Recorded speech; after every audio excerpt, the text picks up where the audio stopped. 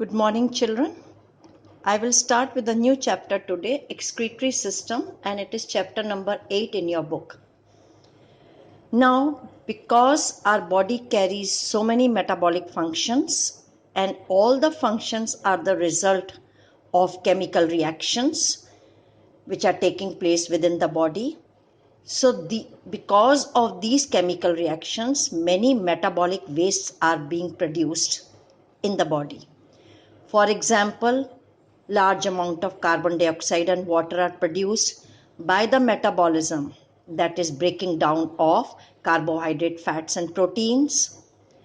Then ammonia, urea and uric acid and other nitrogenous compounds, they are also produced as waste products due to the breakdown of proteins and amino acids. Now these products, they become toxic, that is poisonous, or they are harmful if they remain inside our body. These waste products, if not removed, can change the normal internal environment of the body. Now, if they are within a normal range, then they are not as harmful, but if they exceed the normal range, then the functioning of the cell is affected and ultimately the individual body is affected and may finally cause death of the cell or the death of a person. Therefore, the metabolic waste produced must be removed from the body for the continuation of life. This elimination or removal of harmful and unwanted metabolic waste, keep it in mind, especially nitrogenous waste, is called excretion. Excretion is referred to the removal of nitrogenous waste. And the organs which are mainly responsible for excretion in the vertebrates, man and other vertebrates, are kidneys, and they are called excretory organs, because these are the organs, that is the kidneys, are mainly responsible for the removal of, they are only responsible for the removal of nitrogenous waste from the body. Some other organs such as lungs, liver, large intestine and skin, they also help in the removal of certain metabolic waste beside carrying their normal functions. They may be called as accessory, that is additional excretory organs. The excretory system serves to eliminate from our body the nitrogenous waste products such as ammonia, urea and uric acid. Excess of water and mineral salts are removed, and unwanted substances like pigments produced in the body. So these are the substances which are being removed by the system of our body called excretory system.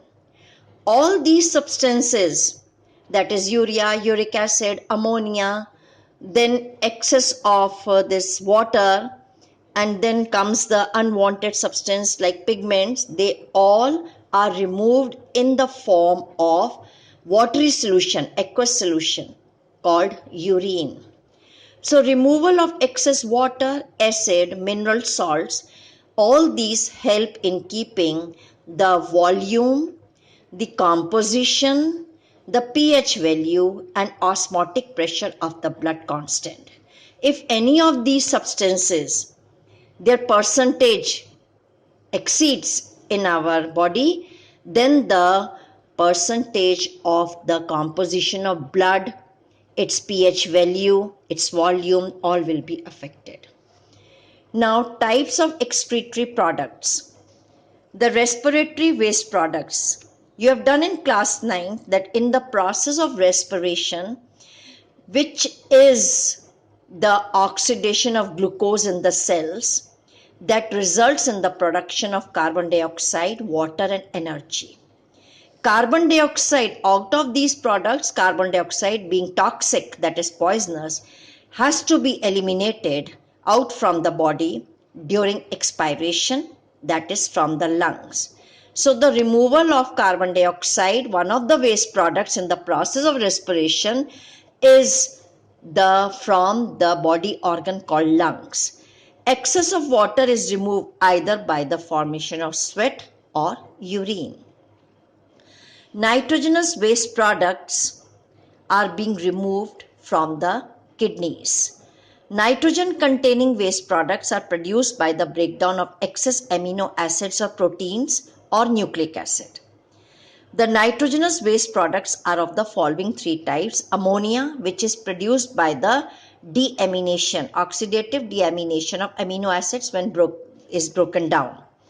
This is highly toxic, and this excretion removal of ammonia is called as ammonotelism, and the animals which excrete nitrogenous waste in the form of ammonia from their body are called ammonotelic. Example: hydra, bony fishes, tailed amphibians, etc. All these group of animals, they remove the nitrogenous waste in the form of ammonia. Urea is a very common excretory product of vertebrates, we human beings, and some of the invertebrates. Also, urea is produced in large, very common nitrogenous waste which is produced in our body. And it is produced in the liver. Keep it in mind, where the urea is produced in the body, in the liver. You can get this in one word: by the combination of ammonia and carbon dioxide. This is how urea is formed, that is, when the amino acids break down into it during digestion, when the excess of amino acid is broken down, called deamination, so it breaks up into the glucose and urea is formed. Ammonia with carbon dioxide, ammonia is formed, then it combines with carbon dioxide to form urea. Glucose is being stored by the liver as glycogen, and urea is being given in the bloodstream to reach to the kidneys for its removal. Now, urea is poisonous, and if it is allowed to accumulate in the blood to a certain level, then we'll find that this may cause death of a person. It is excreted out through the kidneys, and this urea is highly soluble in water, so it is removed from the body in the form of urine. Urea get dissolved in the excess water, and then that combination forms urine. The removal of urea is called ureotelism, and the animals which excrete urea are termed ureotelic, that is, in the vertebrates like human beings and in some invertebrates. Uric acid is the third type of nitrogenous waste, and it is least toxic. Out of all these three, this is least toxic, least poisonous amongst all, and amongst all the three nitrogenous waste products. It is the chief excretory product in insects, reptiles, birds, and desert animals. And it is in solid form, semi-solid form it is removed. Removal of uric acid is called as ureotelism, and the animals which excrete uric acid are termed as ureotelic. Examples are insects, reptiles, birds. Now, the removal of carbon dioxide we have done through lungs, removal of nitrogenous waste through kidneys we have done. They are of three types, that is ammonia, urea, and uric acid. So all these three types of nitrogenous waste are being removed from the body organ called kidneys. Then mineral salts, excess of mineral salts taken along with the food, such as common salt, and even excess of water soluble vitamins B and C, if they exceed their normal range, then they are also harmful to the body. These may lead to serious disorders in the body, and the excess of mineral salts and water soluble vitamins, they have to be eliminated from the body along with sweat, urine, or feces.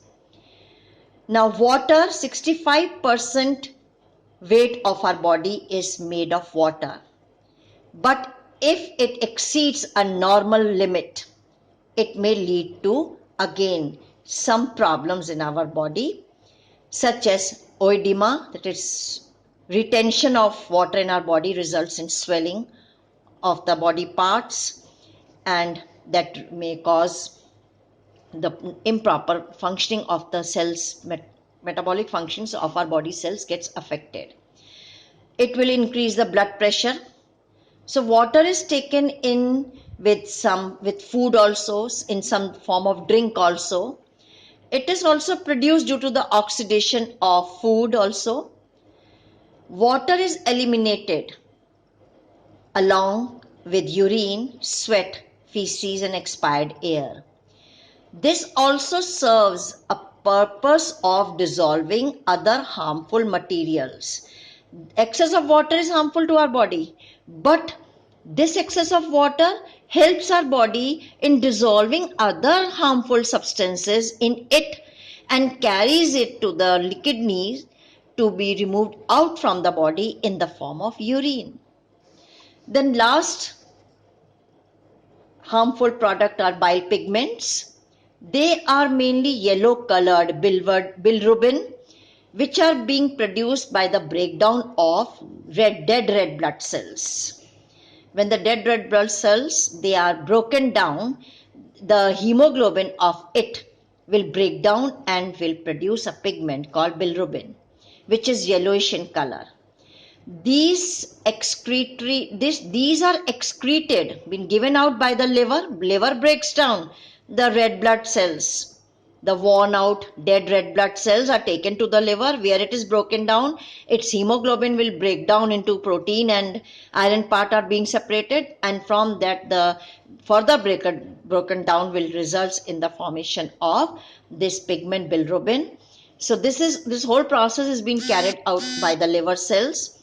And then the liver cells will take that from the blood and will give it, and it secrete into the bile juice, will mix up into the bile juice. The bile juice is produced by the liver cell itself, and then the bile juice along with this pigment will be carried to the first part of small intestine, duodenum, through a common bile duct. These give feces, they are yellowish brown color, and urine also becomes yellowish in color because of this pigment bilirubin. Uric acid is almost insoluble in water and may get crystallized and deposited in the joints. So it causes pain in the joints called gout. And excessive uric acid and certain salts like calcium oxalate, they are the main sources of formation of kidney stones. So these are how the harmful subproducts, what are the harmful products are formed and how they are removed and which organs are responsible. Further part I will take tomorrow. Thank you.